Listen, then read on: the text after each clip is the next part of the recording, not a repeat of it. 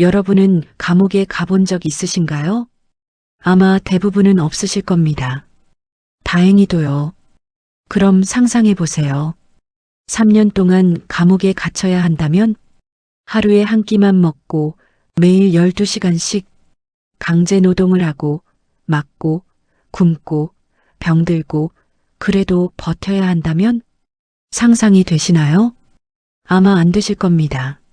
하지만 오늘 제가 들려드릴 이야기의 주인공은 그걸 경험했습니다.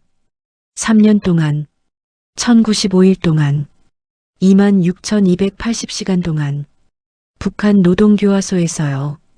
오늘은 그 이야기를 해드리려고 합니다.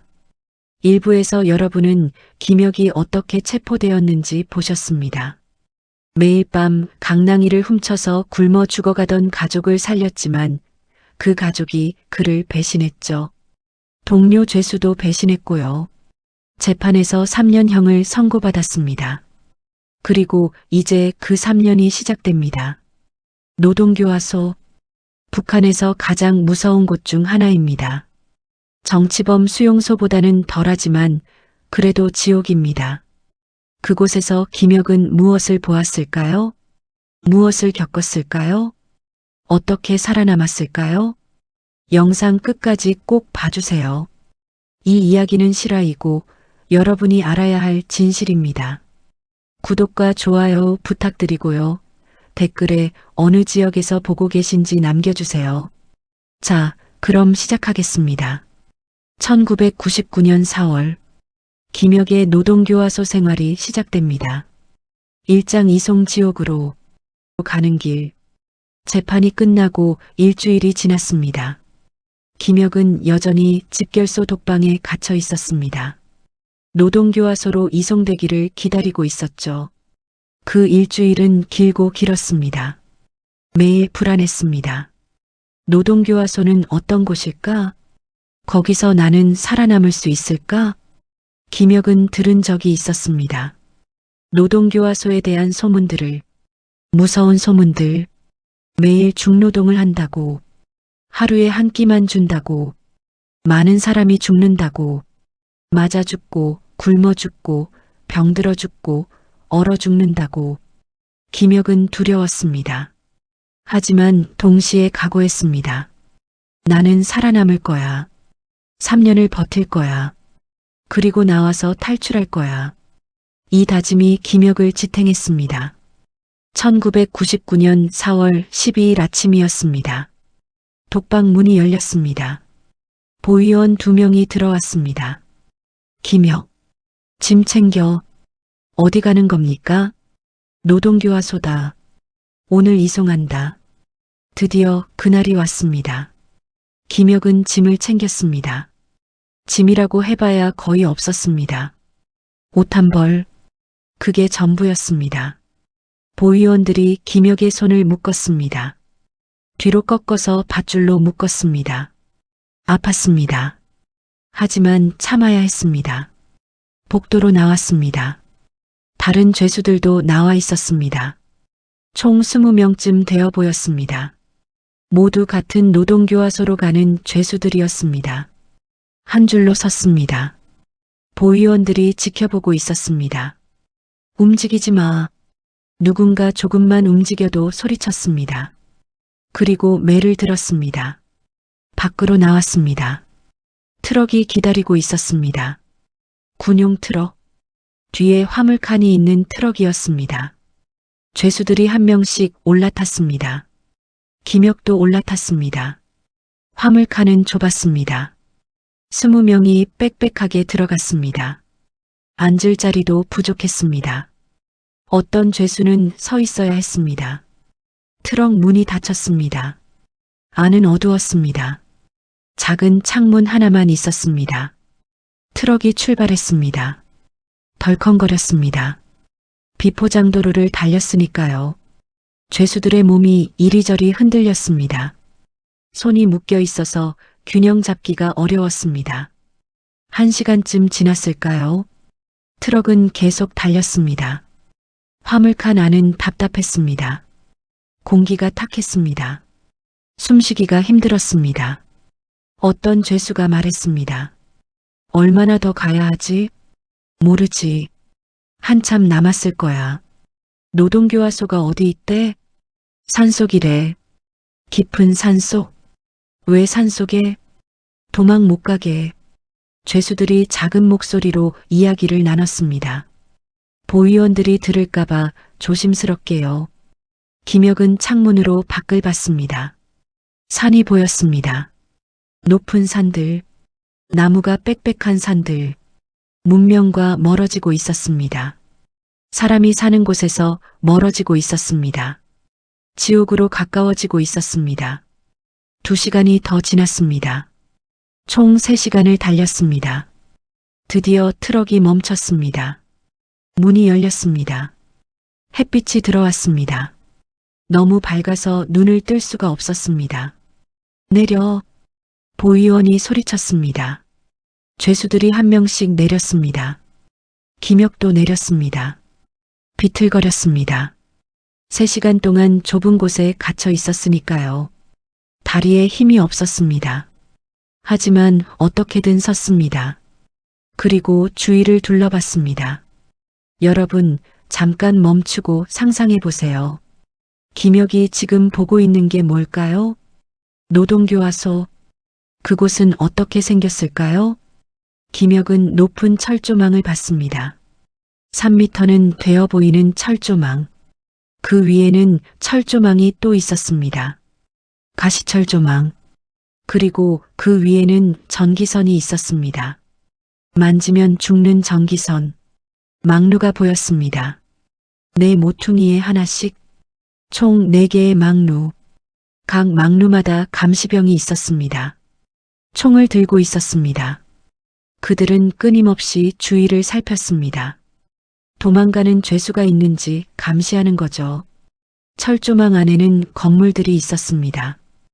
회색 콘크리트 건물들, 낡고 허름한 건물들, 페인트가 벗겨지고 금이 간 건물들, 창문은 작았습니다. 그나마도 철창이 쳐져 있었습니다. 한 건물 위에 글씨가 보였습니다. 노력으로 새 사람이 되자. 김혁은 그 글씨를 보며 생각했습니다. 노력으로 새 사람이 되자? 말은 그럴싸하네. 하지만 실제로는 김혁은 곧 알게 될 것입니다. 그 글귀가 얼마나 허황된 것인지. 줄 서. 보위원이 소리쳤습니다. 죄수들이 한 줄로 섰습니다. 김혁도 줄을 섰습니다. 다른 보위원이 앞으로 나왔습니다. 나이는 50대쯤 되어 보였습니다. 얼굴은 딱딱했습니다. 눈빛은 차가웠습니다. 그가 말하기 시작했습니다. 너희들은 오늘부터 이곳 노동교화소 죄수다. 너희들이 무슨 죄를 지었든 이곳에서는 다 똑같다. 죄수 번호만 있을 뿐이다. 이름은 없다. 이해했나? 네. 죄수들이 대답했습니다. 보위원이 계속 말했습니다.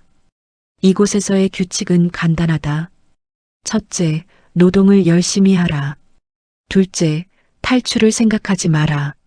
셋째, 서로 싸우지 마라. 넷째, 보위원의 명령에 절대 복종하라.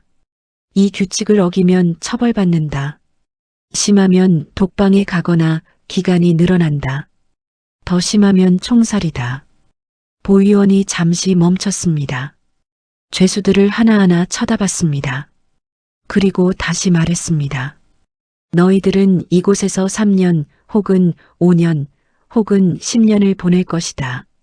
그 시간을 어떻게 보내느냐는 너희들에게 달렸다. 착실히 노동하고 규칙을 지키면 무사히 나갈 수 있다. 하지만 말썽을 피우면. 보위원이 옆을 가리켰습니다. 그곳에는 무덤들이 보였습니다. 작은 무덤들, 이름도 없는 무덤들. 저기 묻힌다. 보위원이 말했습니다. 죄수들이 무덤을 봤습니다. 김혁도 봤습니다. 오싹했습니다. 저게 나의 무덤이 될 수도 있구나. 그렇게 생각했습니다. 자, 이제 들어가자. 보위원들이 죄수들을 이끌었습니다. 철조망 안으로 들어갔습니다. 철문을 통과했습니다. 철문이 닫혔습니다. 쾅! 무거운 소리가 났습니다. 그 소리는 마치 관뚜껑이 닫히는 소리 같았습니다. 이제 김혁은 이곳에 갇혔습니다. 3년 동안 이장 첫날 지옥의 입구 죄수들은 한 건물로 인도되었습니다. 건물 안으로 들어갔습니다. 복도는 어두웠습니다. 불이 제대로 들어오지 않았습니다. 벽은 지저분했습니다. 페인트가 벗겨지고 곰팡이가 껴 있었습니다. 바닥은 시멘트였습니다. 울퉁불퉁한 시멘트, 발밑이 불편했습니다. 한방 앞에 멈췄습니다. 보위원이 문을 열었습니다. 들어가. 죄수들이 한 명씩 들어갔습니다. 김혁도 들어갔습니다.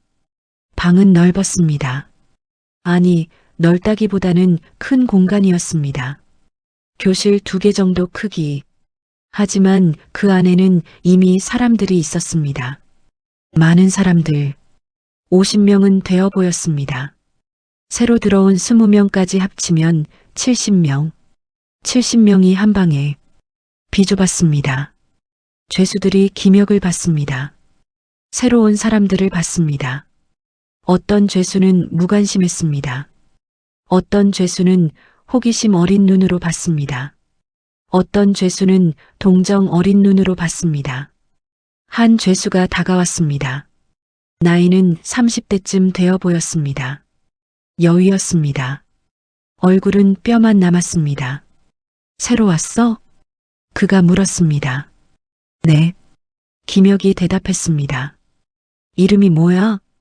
김혁입니다. 나는 이성훈이야. 성훈이라고 불러. 네, 성훈 형님. 형님은 아니고 그냥 성훈이라고 해. 성훈이 미소를 지었습니다. 하지만 그 미소는 슬퍼 보였습니다. 여기 처음이지? 네. 얼마나 받았어? 3년입니다. 3년이면 그래도 짧은 편이야. 나는 5년 받았어. 5년요? 응. 이제 2년 지났어. 3년 남았지. 성훈이 한숨을 쉬었습니다. 힘들 거야. 각오해. 네. 하지만 버티면 돼. 살아남으면 돼. 성훈이 김혁의 어깨를 두드렸습니다.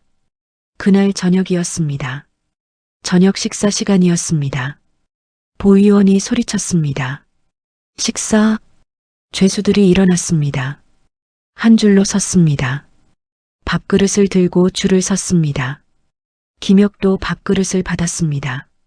낡은 플라스틱 그릇이었습니다. 금이 가 있었습니다. 줄을 따라 앞으로 갔습니다. 한 보위원이 국자를 들고 있었습니다. 큰 솥이 있었습니다. 그 안에는 죽이 있었습니다.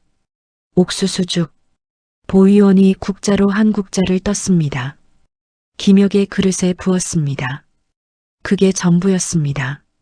한 국자. 김혁은 그릇을 받습니다. 죽이 반도 차지 않았습니다. 이게 전부입니까? 김혁이 물었습니다. 그래. 더 먹고 싶으면 노동을 열심히 해. 보위원이 대답했습니다. 김혁은 자리로 돌아왔습니다. 앉았습니다. 죽을 받습니다. 옥수수죽. 하지만 옥수수도 많지 않았습니다. 대부분 물이었습니다. 그리고 냄새가 났습니다. 상한 냄새. 여러분 상상해 보세요. 하루 종일 일하고 돌아왔는데 이게 저녁 전부라면? 배가 고파도 이것밖에 먹을 게 없다면? 그래도 먹어야 합니다. 안 먹으면 죽으니까요. 김혁은 숟가락을 들었습니다. 한 숟가락 떴습니다. 입에 넣었습니다. 맛이 없었습니다. 아니, 맛이 없다기보다는 역겨웠습니다. 상한 옥수수 냄새. 하지만 삼켰습니다. 또 한 숟가락. 또 삼켰습니다. 그렇게 다 먹었습니다. 하지만 배가 차지 않았습니다. 여전히 배가 고팠습니다. 밤이 되었습니다. 잠잘 시간이었습니다. 하지만 침대가 없었습니다. 그냥 바닥이었습니다. 시멘트 바닥. 죄수들이 바닥에 누웠습니다. 70명이 빽빽하게 누웠습니다. 옆 사람과 몸이 닿았습니다. 움직일 공간도 없었습니다. 김혁도 누웠습니다. 바닥은 차가웠습니다. 담요도 없었습니다. 그냥 옷을 입은 채로 자야 했습니다. 추웠습니다. 4월이었지만 밤에는 추웠습니다. 특히 산속이었으니까요. 김혁은 몸을 웅크렸습니다. 조금이라도 따뜻하게 하려고요. 하지만 여전히 추웠습니다. 김혁은 잠을 이룰 수 없었습니다. 여러 이유가 있었습니다. 첫째, 추웠습니다. 둘째, 바닥이 딱딱했습니다. 셋째, 배가 고팠습니다. 넷째, 불안했습니다. 내일부터는 어떻게 될까? 노동은 얼마나 힘들까? 나는 정말 3년을 버틸 수 있을까? 김혁은 천장을 바라봤습니다. 어두웠습니다. 아무것도 보이지 않았습니다. 하지만 김혁은 다짐했습니다. 버텨야 해. 살아남아야 해. 3년 후에 나가야 해. 그리고 탈출해야 해. 이 다짐이 김혁을 지탱했습니다. 3장 노동의 시작. 새벽 5시였습니다.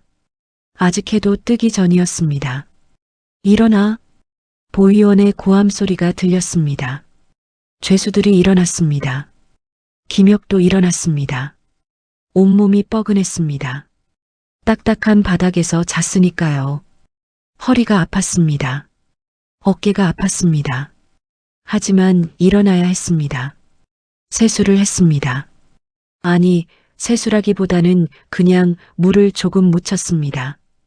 비누도 없었습니다. 수건도 없었습니다. 그냥 차가운 물에 얼굴을 적셨습니다. 그리고 옷으로 닦았습니다. 아침 식사를 했습니다. 또 옥수수죽이었습니다. 어젯밤과 똑같은 양. 한국자. 김혁은 빨리 먹었습니다. 배가 고팠으니까요. 하지만 금방 다 먹었습니다. 양이 적었으니까요. 여전히 배가 고팠습니다. 집합. 보위원이 소리쳤습니다. 죄수들이 밖으로 나왔습니다. 마당에 모였습니다. 70명이 한 줄로 섰습니다. 보위원이 앞에 섰습니다. 오늘부터 너희들은 노동을 시작한다. 작업장은 여러 곳이 있다. 탄광, 벌목, 농사, 건설. 각자 배정받은 곳으로 가라. 보위원이 명단을 읽기 시작했습니다. 김혁? 네. 김혁이 대답했습니다.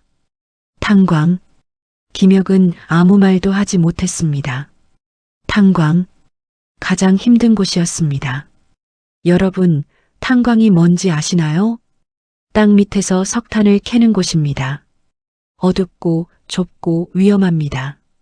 천장이 무너질 수도 있고 가스가 터질 수도 있습니다. 그리고 무엇보다 힘듭니다. 하루 종일 곡괭이질을 해야 합니다. 무거운 석탄을 나르고 수레를 밀고 끝없이 일해야 합니다. 김혁은 그곳으로 배정되었습니다. 탄광조가 모였습니다.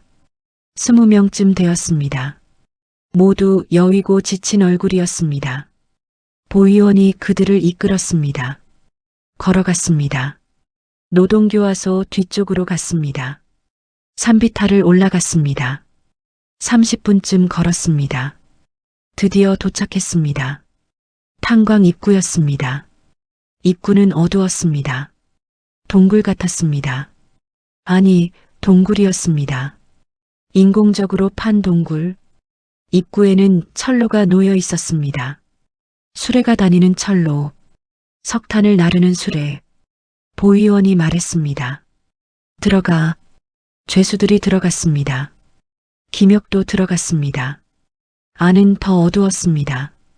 햇빛이 전혀 들어오지 않았습니다. 랜턴 몇 개만이 빛을 냈습니다. 희미한 빛. 천장은 낮았습니다. 고개를 숙여야 했습니다. 통로는 좁았습니다. 한 명씩 겨우 지나갈 수 있었습니다. 공기는 탁했습니다. 먼지가 가득했습니다. 숨쉬기가 힘들었습니다. 더 깊숙이 들어갔습니다. 5분, 10분, 15분. 계속 걸었습니다. 얼마나 깊이 들어간 걸까요? 김혁은 알 수 없었습니다. 그저 앞사람을 따라갈 뿐이었습니다. 드디어 도착했습니다. 작업장이었습니다. 넓은 공간이 나왔습니다. 벽에는 석탄이 드러나 있었습니다. 검은 석탄. 죄수들이 곡괭이를 들었습니다. 김혁도 곡괭이를 받았습니다. 무거웠습니다. 보위원이 말했습니다. 시작해. 김혁은 곡괭이를 들어 올렸습니다. 벽을 내리쳤습니다. 쾅! 석탄이 조금 떨어졌습니다. 다시 들어 올렸습니다. 다시 내리쳤습니다. 쾅! 또 떨어졌습니다. 계속했습니다. 쾅! 쾅! 쾅! 처음에는 괜찮았습니다. 하지만 시간이 지나면서 힘들어졌습니다. 팔이 아팠습니다. 어깨가 아팠습니다.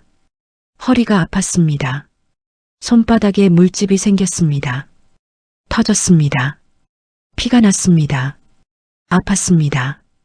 하지만 멈출 수 없었습니다. 보위원이 지켜보고 있었으니까요. 빨리 해. 보위원이 소리쳤습니다. 김혁은 계속했습니다. 쾅, 쾅, 쾅. 1시간이 지났습니다. 2시간이 지났습니다. 3시간이 지났습니다. 김혁의 온몸이 땀으로 젖었습니다. 숨이 차올랐습니다.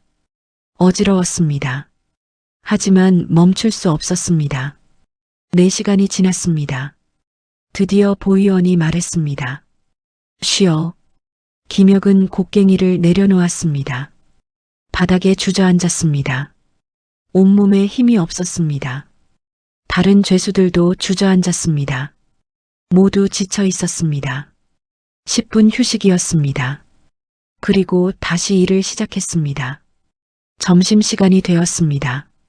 밖으로 나왔습니다. 햇빛이 눈부셨습니다. 너무 오래 어둠 속에 있었으니까요. 점심을 먹었습니다. 또 옥수수죽이었습니다. 똑같은 양. 한국자. 김혁은 허겁지겁 먹었습니다. 너무 배가 고팠으니까요. 하지만 금방 다 먹었습니다. 여전히 배가 고팠습니다. 30분 휴식 후 다시 탄광으로 들어갔습니다. 오후 작업이 시작되었습니다. 또 곡괭이질, 또 석탄 캐기, 끝없는 노동. 오후는 더 힘들었습니다. 이미 오전에 지쳐 있었으니까요. 하지만 해야 했습니다. 쾅, 쾅, 쾅. 곡괭이 소리만 울렸습니다. 저녁 6시가 되었습니다. 드디어 작업이 끝났습니다. 총 12시간 노동이었습니다. 아침 6시부터 저녁 6시까지. 중간에 점심시간 30분 빼고 11시간 30분. 김혁은 비틀거리며 밖으로 나왔습니다. 다리에 힘이 없었습니다. 온몸이 아팠습니다. 특히 팔과 어깨가 아팠습니다. 손바닥은 피로 범벅이었습니다. 노동교화소로 돌아왔습니다. 저녁을 먹었습니다. 또 옥수수죽, 한국자. 김혁은 먹었습니다. 하지만 전혀 배가 차지 않았습니다.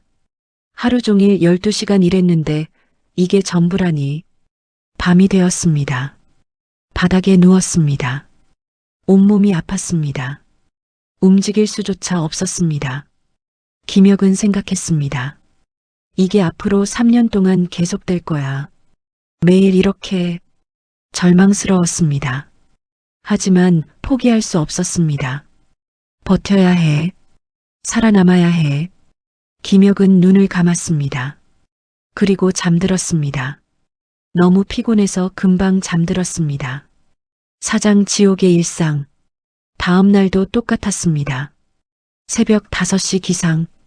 옥수수죽 한국자. 탄광으로. 12시간 노동. 저녁 옥수수죽 한국자. 잠. 그 다음 날도 똑같았습니다. 그다다음 날도. 매일 똑같았습니다. 변화가 없었습니다. 일주일이 지났습니다. 김혁의 몸은 망가지기 시작했습니다.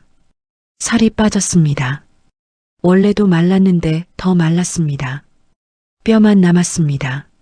손은 물집과 상처투성이었습니다. 어깨와 허리는 늘 아팠습니다. 한 달이 지났습니다. 김혁은 이제 익숙해졌습니다. 아니, 익숙해졌다기보다는 무감각해졌습니다. 고통도, 배고픔도, 피로도, 모든 게 당연해졌습니다. 그냥 버티는 것만 생각했습니다. 오늘을 버티면 내일이 온다. 내일을 버티면 모레가 온다. 그렇게 하루하루 버텼습니다. 여러분, 이게 무슨 의미인지 아시나요? 인간이 적응한다는 게 아무리 힘든 환경도 시간이 지나면 적응합니다. 좋은 의미에서는 생존력이죠. 하지만 나쁜 의미에서는 인간성을 잃어가는 겁니다. 고통을 느끼지 못하게 되는 겁니다. 감정이 무뎌지는 겁니다. 김혁도 그렇게 되어가고 있었습니다. 하지만 노동교화소의 진짜 지옥은 따로 있었습니다. 노동만이 문제가 아니었습니다. 굶주림, 질병, 폭력, 죽음, 이 모든 게 일상이었습니다. 오장 굶주림의 고통, 하루 두 끼, 각 한 국자씩, 이게 전부였습니다. 여러분 계산해 보세요. 한 국자가 얼마나 될까요? 아마 200ml 정도? 하루 400ml. 이걸로 12시간 중노동을 해야 합니다. 가능할까요? 불가능합니다. 당연히 굶게 됩니다. 죄수들은 늘 배가 고팠습니다. 김혁도 마찬가지였습니다. 배에서 소리가 났습니다. 꼬르륵. 하지만 먹을 게 없었습니다. 식사 시간이 되어야만 먹을 수 있었습니다. 그것도 한 국자뿐. 죄수들은 다른 방법을 찾았습니다. 뭐든 먹을 수 있는 걸 찾았습니다. 풀을 뜯어 먹었습니다. 나무 껍질을 먹었습니다. 벌레를 잡아먹었습니다. 심지어 쥐를 잡아먹기도 했습니다. 어느 날이었습니다. 탄광에서 일하던 중이었습니다. 한 죄수가 뭔가를 발견했습니다. 쥐였습니다. 죽은 쥐. 그는 주위를 둘러봤습니다. 보위원이 보지 않는 틈을 타서 주머니에 넣었습니다. 그날 저녁 그는 그 쥐를 먹었습니다. 날것으로.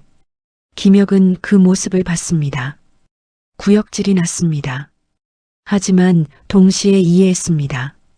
그 죄수도 너무 배가 고팠던 겁니다. 김혁도 비슷한 경험을 했습니다. 어느 날 작업장 근처에서 풀을 발견했습니다. 식용풀인지는 몰랐습니다. 하지만 너무 배가 고팠습니다. 김혁은 그 풀을 뜯었습니다. 입에 넣었습니다. 씹었습니다. 쓰고 떨궜습니다. 하지만 삼켰습니다. 조금이라도 배를 채우고 싶었습니다. 하지만 문제가 생겼습니다. 그날 밤 김혁은 배가 아팠습니다. 설사를 했습니다. 그 풀이 독이 있었던 겁니다. 다행히 죽지는 않았습니다. 하지만 며칠 동안 고생했습니다. 김혁은 배웠습니다. 아무거나 먹으면 안 되는구나. 굶주림은 사람을 미치게 만듭니다. 어떤 죄수는 도둑질을 했습니다. 다른 죄수의 밥을 훔쳤습니다. 들키면 맞았습니다. 때로는 죽기도 했습니다. 하지만 그래도 훔쳤습니다. 너무 배가 고팠으니까요. 어떤 죄수는 자해를 했습니다. 일부러 다쳐서 병동에 가려고요. 병동에 가면 죽이 조금 더 나온다는 소문이 있었습니다. 그래서 자신의 손가락을 부러뜨렸습니다. 돌로 내리쳐서 부러뜨렸습니다. 아팠을 겁니다. 하지만 그는 참았습니다. 조금이라도 더 먹기 위해서. 김혁은 생각했습니다. 이게 인간의 삶일까? 짐승도 이것보단 나을 텐데. 하지만 어쩔 수 없었습니다. 여기는 노동교화소였습니다. 죄수는 인간이 아니었습니다. 그저 노동력일 뿐이었습니다. 육장 질병과 죽음, 굶주림과 함께 오는 게 질병입니다. 영양실조, 면역력 저하. 그러면 병에 걸립니다. 노동교화소에는 병동이 있었습니다. 하지만 제대로 된 병동이 아니었습니다. 그냥 방 하나였습니다. 침대도 없었습니다. 바닥에 누워야 했습니다. 약도 거의 없었습니다. 의사도 제대로 된 의사가 아니었습니다. 그저 기본적인 응급처치만 할 뿐이었습니다. 죄수들은 여러 병에 걸렸습니다. 감기, 폐렴, 결핵, 이질, 장티푸스, 피부병, 기력도 병에 걸렸습니다. 2달째 되던 어느 날이었습니다. 갑자기 열이 났습니다. 온몸이 뜨거웠습니다. 기침이 났습니다. 콜록콜록 멈추지 않았습니다. 감기였습니다. 하지만 쉴 수 없었습니다. 일을 계속해야 했습니다. 김혁은 열이 나는데도 탄광으로 갔습니다. 곡괭이를 들었습니다. 하지만 힘이 없었습니다. 어지러웠습니다. 쓰러질 것 같았습니다. 그래도 버텼습니다. 보위원이 보고 있었으니까요. 쓰러지면 맞을 테니까요. 일주일 동안 김혁은 열이 나는 채로 일했습니다. 약도 없었습니다. 그저 참아야 했습니다. 다행히 김혁의 몸이 버텼습니다. 일주일 후 열이 내렸습니다. 살아남았습니다. 하지만 모두가 살아남는 건 아니었습니다. 어떤 죄수는 죽었습니다. 3달째 되던 어느 날이었습니다. 한 죄수가 쓰러졌습니다. 탄광에서 일하다가 갑자기 쓰러진 겁니다. 이름은 박민수, 나이는 40살쯤. 그는 며칠 전부터 아팠습니다. 기침을 했고 열이 났고 몸이 약해졌습니다. 하지만 일을 계속했습니다. 쉬면 맞으니까요. 그러다 결국 쓰러진 겁니다. 다른 죄수들이 그를 병동으로 옮겼습니다. 김혁도 도왔습니다. 박민수는 의식이 없었습니다. 숨은 거의 쉬지 않았습니다. 의사가 왔습니다. 진찰했습니다. 고개를 저었습니다. 안 되겠어. 폐렴이 너무 심해. 약은 없습니까? 김혁이 물었습니다. 약이 어디 있어?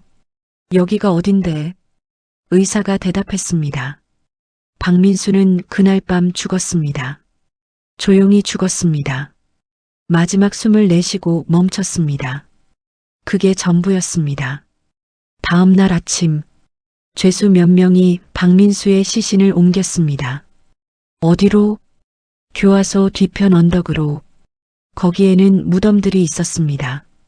이름 없는 무덤들, 죽은 죄수들의 무덤들. 구덩이를 팠습니다. 박민수를 넣었습니다. 흙을 덮었습니다. 그게 전부였습니다. 장례식도 없었습니다. 추도도 없었습니다. 그저 묻었을 뿐입니다. 김혁은 그 무덤을 보며 생각했습니다. 나도 저렇게 될 수 있겠구나. 죽어서 이름도 없이 묻힐 수 있겠구나. 무서웠습니다. 하지만 동시에 다짐했습니다. 나는 안 죽어. 살아남을 거야. 반드시. 7장 폭력의 일상. 노동교화소에서 폭력은 일상이었습니다. 보위원들은 죄수들을 때렸습니다. 이유가 있든 없든 일을 느리게 하면 맞았습니다. 빨리 안 해? 보위원이 소리치며 때렸습니다. 몽둥이로, 채찍으로, 주먹으로, 발로, 말대꾸하면 맞았습니다. 뭐라고? 보위원이 화를 내며 때렸습니다. 더 세게, 더 오래, 심지어 아무 이유 없이도 맞았습니다. 보위원의 기분이 나쁘면 때렸습니다. 너 나와. 아무 이유 없이 불러내서 때렸습니다. 그저 화풀이였습니다. 김혁도 맞았습니다. 여러 번 맞았습니다. 어느 날이었습니다. 김혁은 곡괭이질을 하고 있었습니다. 피곤했습니다. 잠깐 쉬고 싶었습니다. 곡괭이를 내려놓고 잠깐 숨을 돌렸습니다. 그때였습니다. 너 뭐 하는 거야? 보의원이 다가왔습니다. 쉬는 시간 아니잖아. 죄송합니다. 너무 피곤해서. 피곤하면 쉬어. 여기가 어딘 줄 알아? 보의원이 몽둥이를 들었습니다. 내리쳤습니다. 김혁의 등을 맞았습니다. 아팠습니다. 으윽. 신음이 나왔습니다. 또 맞았습니다. 어깨를, 허리를, 다리를. 김혁은 바닥에 쓰러졌습니다. 보의원은 계속 때렸습니다. 발로 찼습니다. 배를, 옆구리를. 얼마나 지났을까요? 보의원이 멈췄습니다. 다음부터는 조심해. 보의원이 말하고 갔습니다. 김혁은 바닥에 누워 있었습니다. 온몸이 아팠습니다. 움직일 수가 없었습니다. 다른 죄수가 다가왔습니다. 성훈이었습니다. 괜찮아? 네, 괜찮습니다. 일어날 수 있어? 한번 해볼게요. 김혁은 일어나려 했습니다. 비틀거렸습니다. 성훈이 부축했습니다. 고맙습니다. 천천히 해. 무리하지 마. 그날 김혁은 멍투성이가 되었습니다. 등과 허리와 다리에 시퍼런 멍이 들었습니다. 밤이 되어 누울 때 너무 아팠습니다. 잠을 잘 수가 없었습니다. 하지만 이 정도는 약과였습니다. 더 심한 폭력도 있었습니다. 독방. 규칙을 심하게 어기면 독방에 갔습니다. 독방은 작고 어둡고 추웠습니다. 겨울에는 특히 추웠습니다. 난방이 없었으니까요. 음식도 거의 주지 않았습니다. 하루에 한 끼, 그것도 아주 적게. 어떤 죄수는 일주일 동안 독방에 있다가 나왔습니다. 살이 더 빠져 있었습니다. 거의 시체처럼 보였습니다. 걷지도 못했습니다. 다른 죄수들이 부축해야 했습니다. 어떤 죄수는 독방에서 나오지 못했습니다. 죽었습니다. 추위에 얼어 죽었습니다. 굶어 죽었습니다. 그렇게 독방은 죽음의 방이 되기도 했습니다. 김혁은 생각했습니다. 독방에는 절대 가지 말아야겠어. 규칙을 절대 어기지 말아야겠어. 그래서 김혁은 조심했습니다. 말을 조심했습니다. 행동을 조심했습니다. 보위원의 눈밖에 나지 않으려 했습니다. 8장 죄수들 사이의 관계. 노동교화소에는 약 300명의 죄수가 있었습니다. 모두 다양한 죄로 들어온 사람들이었습니다. 도둑질, 밀수, 월경죄, 폭행, 살인. 죄수들 사이에도 위계가 있었습니다. 오래 있은 죄수가 높았습니다. 힘센 죄수가 높았습니다. 보위원과 친한 죄수가 높았습니다. 새로 들어온 죄수는 낮았습니다. 김혁도 처음에는 낮았습니다. 선배 죄수들이 부려먹으려 했습니다. 야, 신입. 이거 해. 물 떠와. 밥 가져와. 김혁은 했습니다. 싸우고 싶지 않았으니까요. 그냥 순종하는 게 편했습니다. 하지만 모든 죄수가 나쁜 건 아니었습니다. 착한 죄수도 있었습니다. 성훈이 그랬습니다. 성훈은 김혁을 도와줬습니다. 김혁이 처음 왔을 때 여러 가지를 알려줬습니다. 여기서는 이렇게 해야 해. 저 보위원은 조심해야 해. 이 시간에는 이렇게 해. 김혁이 맞았을 때도 성훈이 도와줬습니다. 일어나게 도와주고 물을 떠다 주고 격려해줬습니다. 괜찮아. 버티면 돼. 나도 처음에 많이 맞았어. 시간이 지나면 익숙해져. 김혁은 성훈에게 고마웠습니다. 형님, 고맙습니다. 형님은 무슨, 그냥 성훈이라고 해. 그래도 우리 여기서 서로 도와야 살아남아. 성훈이 웃었습니다. 슬픈 미소였지만 따뜻했습니다. 김혁은 성훈 말고도 다른 죄수들과 친해졌습니다. 같은 작업조의 죄수들, 같은 방의 죄수들, 그들과 이야기를 나눴습니다. 서로를 위로했습니다. 어느 날 저녁이었습니다. 식사 후 잠들기 전이었습니다. 죄수들이 모여 앉아 이야기를 나눴습니다. 너는 왜 들어왔어? 한 죄수가 김혁에게 물었습니다. 도둑질입니다. 강낭이를 훔쳤어요. 강낭이? 얼마나? 많이요, 10톤 넘게. 10톤? 죄수들이 놀랐습니다. 어떻게 그렇게 많이 훔쳤어? 매일 밤 훔쳤어요. 3달 동안. 왜? 굶어 죽어가는 사람들을 살리려고요. 김혁이 이야기했습니다. 그 여자와 두 아이에 대해서 어떻게 그들을 만났는지, 어떻게 강낭이를 훔쳤는지, 어떻게 배신당했는지 죄수들이 들었습니다. 고개를 끄덕이기도 하고 한숨을 쉬기도 했습니다. 그 여자, 나쁜 애. 한 죄수가 말했습니다. 아니에요. 그녀도 살고 싶었을 뿐이에요. 김혁이 대답했습니다. 그래도 은인을 배신하다니. 북한에서는 그게 당연한 일이에요. 살기 위해서는 배신해야 해요. 죄수들이 침묵했습니다. 모두 알고 있었습니다. 김혁의 말이 맞다는 것을. 구장 겨울의 시련. 6개월이 지났습니다. 계절이 바뀌었습니다. 가을이 지나고 겨울이 왔습니다. 북한의 겨울은 춥습니다. 특히 산속은 더 춥습니다. 기온이 떨어졌습니다. 영하로 내려갔습니다. 영하 10도, 영하 20도, 영하 30도. 하지만 노동은 계속되었습니다. 추워도 탄광으로 가야 했습니다. 일을 해야 했습니다. 죄수들에게는 겨울옷이 주어졌습니다. 하지만 제대로 된 겨울옷이 아니었습니다. 얇은 소못 한 벌, 그게 전부였습니다. 영하 30도를 버티기에는 턱없이 부족했습니다. 김혁은 추위에 떨었습니다. 탄광 가는 길은 특히 추웠습니다. 바람이 불었습니다. 매서운 바람, 살을 애는 바람. 김혁의 얼굴이 얼었습니다. 손이 얼었습니다. 발이 얼었습니다. 감각이 없었습니다. 탄광 안은 조금 나았습니다. 바람이 불지 않았으니까요. 하지만 여전히 추웠습니다.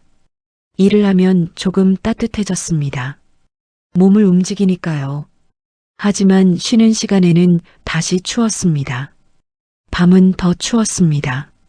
방에 난방이 없었습니다. 그냥 바닥에 누워야 했습니다. 차가운 시멘트 바닥, 얇은 옷 한 벌로. 김혁은 추위에 떨며 잤습니다. 아니, 잔다기보다는 그냥 누워 있었습니다. 너무 추워서 잠을 잘 수가 없었습니다. 죄수들은 서로 붙어서 잤습니다. 조금이라도 따뜻하게 하려고요. 김혁도 그렇게 잤습니다. 성훈과 다른 죄수들과 붙어서. 그래도 추웠습니다. 어떤 죄수는 얼어 죽었습니다. 밤에 자다가 얼어 죽은 겁니다. 아침에 일어나 보니 옆 사람이 차갑게 식어 있었습니다. 죽어 있었습니다. 김혁은 그 시신을 봤습니다. 얼굴이 창백했습니다. 입술이 퍼렇게 변해 있었습니다. 눈은 반쯤 떠져 있었습니다. 무서웠습니다. 나도 저렇게 될 수 있겠구나. 그렇게 생각하니 더 무서웠습니다. 겨울은 길었습니다. 12월, 1월, 2월, 3월. 4개월 동안 추위가 계속되었습니다. 김혁은 버텼습니다. 어떻게든 버텼습니다. 손가락과 발가락에 동상이 걸렸습니다. 빨갛게 부어올랐습니다. 아팠습니다. 하지만 약이 없었습니다. 그냥 참아야 했습니다. 코와 귀도 동상에 걸렸습니다. 피부가 벗겨졌습니다. 피가 났습니다. 아팠습니다. 하지만 일은 계속해야 했습니다. 김혁은 생각했습니다. 이 겨울만 넘기면, 봄이 오면 조금은 나아지겠지. 그 희망으로 버텼습니다. 드디어 봄이 왔습니다. 기온이 올라갔습니다. 눈이 녹기 시작했습니다. 날씨가 따뜻해졌습니다. 김혁은 살아남았습니다. 첫 겨울을 버텼습니다. 10장 1년의 끝. 1년이 지났습니다. 김혁은 노동교화소에 온 지 1년이 되었습니다. 2000년 4월, 김혁은 변했습니다. 많이 변했습니다. 몸이 변했습니다. 더 말랐습니다.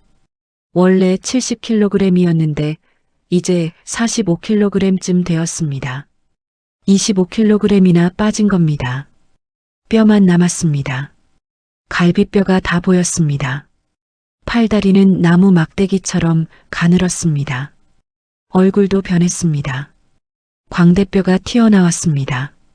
뺨이 움푹 들어갔습니다. 눈이 푹 꺼졌습니다. 머리카락이 많이 빠졌습니다. 마음도 변했습니다. 무감각해졌습니다. 고통을 느끼지 못했습니다. 배고픔도 당연했습니다. 폭력도 당연했습니다. 죽음도 당연했습니다. 모든 게 일상이 되었습니다. 하지만 한 가지는 변하지 않았습니다. 희망. 김혁은 여전히 희망을 가지고 있었습니다. 나는 살아남을 거야. 2년만 더 버티면 돼. 그러면 나갈 수 있어. 그리고 탈출할 거야. 이 희망이 김혁을 살게 했습니다. 여러분, 여기까지가 1년의 이야기입니다. 김혁은 1년을 버텼습니다. 하루 한 끼 옥수수죽으로, 매일 12시간 중노동으로, 추위와 굶주림과 폭력 속에서 그래도 버텼습니다. 살아남았습니다. 하지만 아직 2년이 남았습니다. 2년이 더 지나야 나갈 수 있습니다. 그 2년 동안 무슨 일이 일어날까요? 김혁은 계속 버틸 수 있을까요? 아니면 10분 휴식하세요. 물 한 잔 드시고요. 숨을 돌리세요. 그리고 계속 들어주세요. 이 이야기는 아직 끝나지 않았습니다. 11장 2년차 익숙해진 지옥. 2년차가 시작되었습니다. 김혁은 이제 노동교화소에 익숙해졌습니다. 규칙을 알았습니다. 보위원들의 성격을 알았습니다. 어떻게 하면 덜 맞는지 알았습니다. 어떻게 하면 살아남는지 알았습니다. 하지만 익숙해진다고 쉬워지는 건 아니었습니다. 여전히 힘들었습니다. 여전히 배가 고팠습니다. 여전히 아팠습니다. 다만 참는 방법을 배운 것뿐이었습니다. 2년 차에는 새로운 일이 생겼습니다. 김혁이 반장이 되었습니다. 작업조 반장, 20명의 죄수를 이끄는 반장. 왜 김혁이 반장이 되었을까요? 성실했기 때문입니다. 1년 동안 문제를 일으키지 않았습니다. 일을 열심히 했습니다. 보위원들이 인정했습니다. 그래서 반장으로 임명했습니다. 반장이 되면 좋은 점이 있었습니다. 첫째, 밥을 조금 더 받을 수 있었습니다. 한국자 반국자가 더 많았습니다. 별것 아닌 것 같지만 큰 차이였습니다. 둘째, 보위원에게 덜 맞았습니다. 반장은 어느 정도 신뢰받았으니까요. 셋째, 다른 죄수들에게 존중받았습니다. 반장이니까요. 하지만 나쁜 점도 있었습니다. 책임이 무거웠습니다. 작업조의 작업량을 채워야 했습니다. 못 채우면 김혁이 책임을 져야 했습니다. 맞아야 했습니다. 그리고 다른 죄수들을 독려해야 했습니다. 빨리 해. 더 힘내. 마치 보위원 같은 소리를 해야 했습니다. 김혁은 그게 싫었습니다. 하지만 해야 했습니다. 안 하면 자신이 맞으니까요. 어느 날이었습니다.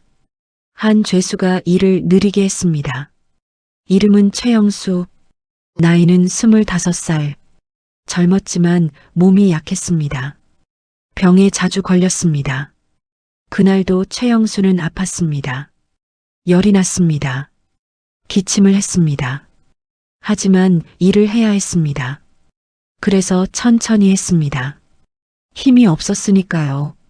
보위원이 봤습니다. 저 새끼 왜 저렇게 느려? 보위원이 김혁을 불렀습니다. 반장, 저 새끼 좀 독려해. 네. 김혁이 대답했습니다.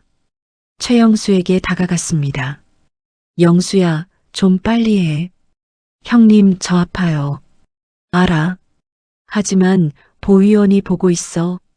조금만 힘내. 네. 최영수는 조금 빨리 했습니다. 하지만 여전히 느렸습니다. 보 의원이 화를 냈습니다. 아, 이 새끼가. 보 의원이 몽둥이를 들고 왔습니다. 최영수를 때리려고 했습니다. 김혁이 막아섰습니다. 보 의원 동무, 잠깐만요. 뭐? 제가 독려하겠습니다. 때리지 마세요. 내가 독려한다고 빨라져? 때려야 정신 차려. 제발 한 번만 기회를 주세요. 김혁이 간청했습니다. 보 의원이 김혁을 쳐다봤습니다. 너 반장이 뭐 하는 건지 알아? 네. 그럼 제대로 해. 다음에도 이러면 너도 같이 맞는다. 네, 알겠습니다. 보 의원이 갔습니다. 김혁은 최영수를 도왔습니다. 최영수의 곡괭이를 들어줬습니다. 함께 일했습니다. 최영수의 목까지 김혁이 했습니다. 그래서 작업량을 채웠습니다. 그날 저녁 최영수가 김혁에게 말했습니다. 형님, 고맙습니다. 괜찮아. 저 때문에 형님이 고생하셨어요. 아니야. 우리 서로 도와야지. 김혁이 웃었습니다. 12장 탈출 시도. 2년차 여름이었습니다. 한 죄수가 탈출을 시도했습니다. 이름은 한진우. 나이는 30살. 월경제로 3년형을 받았습니다. 이미 2년을 채웠습니다. 1년만 더 있으면 나갈 수 있었습니다. 하지만 그는 기다릴 수 없었습니다. 탈출하기로 결심했습니다. 그는 계획을 세웠습니다. 밤에 철조망을 넘는 거였습니다. 철조망은 높았습니다. 전기선도 있었습니다. 하지만 한 곳에 약한 부분이 있었습니다. 보수하지 않은 곳. 거기서 넘을 수 있을 것 같았습니다. 한진우는 며칠 동안 준비했습니다. 밤에 몰래 밖으로 나가는 방법을 찾았습니다. 창문을 이용하기로 했습니다. 철창이 있었지만 하나가 느슨했습니다. 그걸 빼내면 빠져나갈 수 있었습니다. 그리고 드디어 그날이 왔습니다. 밤 12시, 모두가 잠든 시간, 한진우는 일어났습니다. 조용히 창문으로 갔습니다. 철창을 빼냈습니다. 밖으로 나갔습니다. 밖은 어두웠습니다. 달도 없었습니다. 좋은 조건이었습니다. 한진우는 조심스럽게 움직였습니다. 철조망 쪽으로 갔습니다. 망루의 감시병을 피하면서요. 철조망에 도착했습니다. 그가 찾아둔 약한 부분이었습니다. 올라가기 시작했습니다. 조심스럽게, 소리 내지 않으려고 반쯤 올라갔습니다. 거의 다 왔습니다. 조금만 더 올라가면 그때였습니다. 거기서 감시병의 목소리였습니다. 한진우는 놀랐습니다. 빨리 올라가려 했습니다. 총소리가 울렸습니다. 탕! 한진우의 다리에 맞았습니다. 으악! 비명을 질렀습니다. 철조망에서 떨어졌습니다. 바닥에 떨어졌습니다. 감시병들이 달려왔습니다. 보위원들도 왔습니다. 한진우를 잡았습니다. 끌고 갔습니다. 다음 날 아침 모든 죄수가 마당에 모였습니다. 김혁도 거기 있었습니다. 한진우가 끌려 나왔습니다. 다리에서 피가 흘렀습니다. 얼굴은 맞아서 부어올랐습니다. 보위부 소장이 나왔습니다. 이자는 탈출을 시도했다. 교화소의 규칙을 어겼다.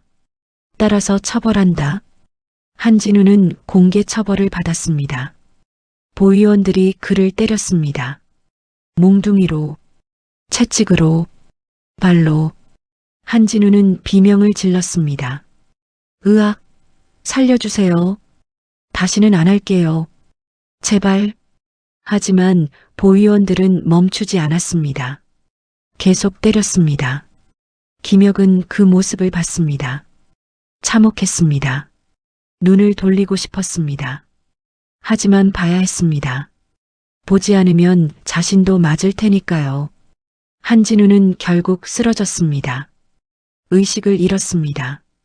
보위원들은 그제서야 멈췄습니다. 한진우는 독방으로 끌려갔습니다. 거기서 한 달을 보냈습니다. 나왔을 때는 거의 시체처럼 보였습니다. 그리고 형량이 늘어났습니다.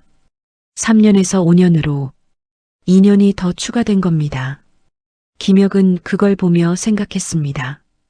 탈출은 불가능하구나. 여기서는 탈출할 수 없어. 그럼 어떻게 해야 하지? 하지만 김혁은 포기하지 않았습니다. 3년을 채워야 해. 그리고 나가서 탈출해야 해. 여기서는 안 되지만 밖에서는 할 수 있어. 김혁은 다짐했습니다. 13장 마지막 1년. 3년차가 시작되었습니다.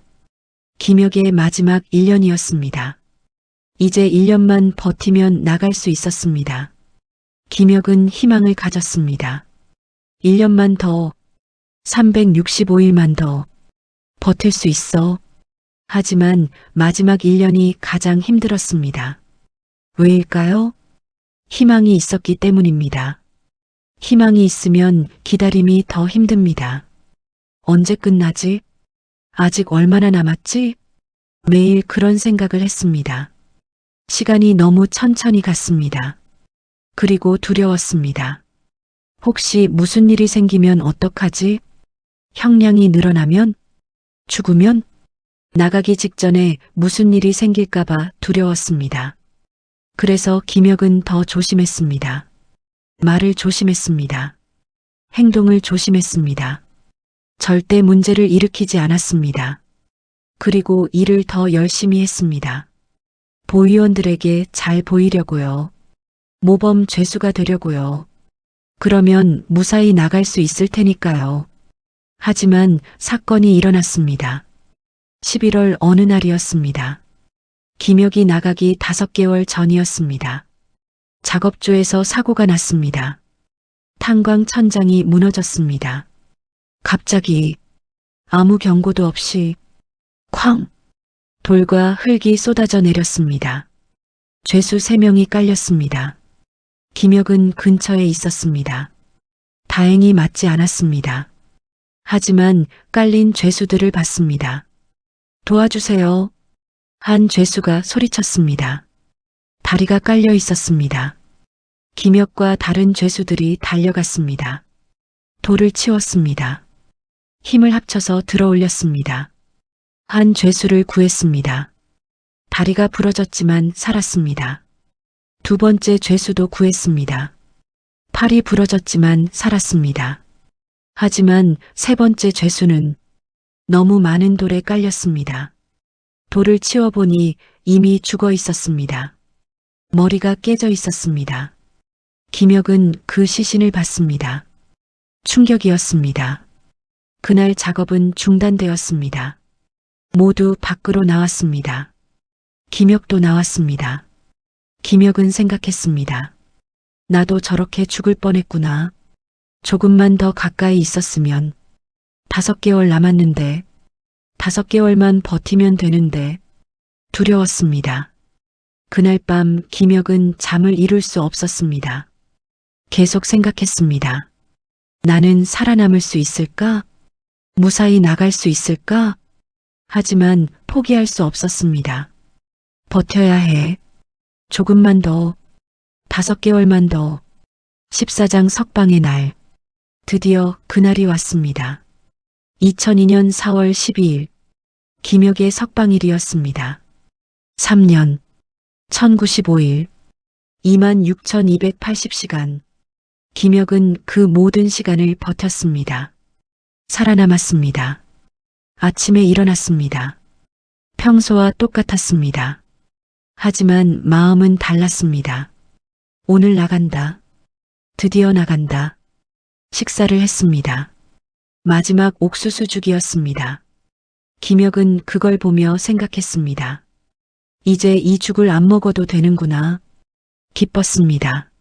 아침 점호 후 보위원이 김혁을 불렀습니다. 김혁? 네. 오늘 석방이다. 짐 챙겨. 네. 김혁은 방으로 돌아왔습니다. 짐을 챙겼습니다. 짐이라고 해봐야 거의 없었습니다. 옷 한 벌. 그게 전부였습니다. 3년 전 들어올 때와 똑같았습니다. 성운이 다가왔습니다. 혁아, 축하해. 고맙습니다, 형님.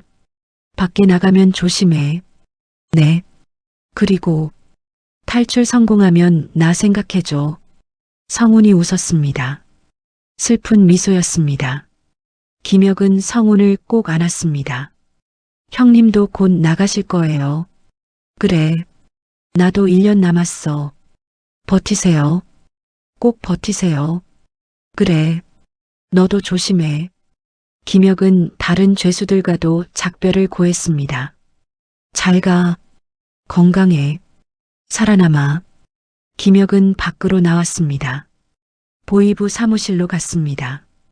거기서 석방 서류에 서명했습니다. 보이부 소장이 말했습니다. 김혁, 너는 3년형을 마쳤다. 이제 석방한다. 하지만 기억해라. 너는 전과자다. 사회에서 조심해서 살아라. 또 범죄를 저지르면 여기로 다시 온다. 알겠나? 네, 알겠습니다. 철문이 열렸습니다. 김혁은 걸어 나갔습니다. 철조망 밖으로 3년 만에 처음으로 밖은 달랐습니다. 공기가 달랐습니다. 빛이 달랐습니다. 모든 게 달랐습니다. 자유였습니다. 김혁은 깊게 숨을 들이마셨습니다. 자유의 공기, 달콤했습니다. 뒤돌아봤습니다. 노동교화소가 보였습니다. 높은 철조망, 회색 건물들, 그 안에는 아직도 수백 명의 죄수가 있었습니다. 고통받고 있었습니다. 김혁은 다짐했습니다. 나는 2번 다시 여기 오지 않을 거야. 그리고 탈출할 거야. 북한을 떠날 거야. 자유를 찾을 거야. 김혁은 걷기 시작했습니다. 산길을 따라, 마을로, 새로운 삶으로. 여러분, 여기까지가 2부의 이야기입니다. 김혁은 3년을 버텼습니다. 노동교화소의 지옥을 견뎌냈습니다. 살아남았습니다. 하지만 이야기는 끝나지 않았습니다. 이제 김혁은 자유의 몸입니다. 하지만 여전히 북한에 있습니다. 3부에서는 김혁의 탈출기가 펼쳐질 것입니다. 어떻게 국경을 넘었는지, 어떻게 중국을 거쳐 한국으로 왔는지, 그 과정에서 무슨 일이 있었는지, 3부는 더 긴박하고 더 위험하고 더 감동적입니다. 목숨을 건 탈출, 희망을 향한 여정, 자유를 찾는 이야기. 알림 설정 해두시고 꼭 다시 찾아와 주세요. 구독과 좋아요 부탁드립니다. 댓글에 여러분의 생각을 남겨주세요. 그리고 기억하세요. 죄수도 인간이다. 북한 사람들도 인간이다. 우리 모두 인간이다. 지금 이 순간에도 북한에는 수많은 노동교화소가 있습니다. 수만 명의 죄수들이 그곳에서 고통받고 있습니다. 우리가 그들을 잊지 않는 것, 그들의 이야기를 듣는 것, 그것이 우리가 할 수 있는 첫 번째 일입니다. 감사합니다. 다음 편에서 만나요. 안녕히 계세요.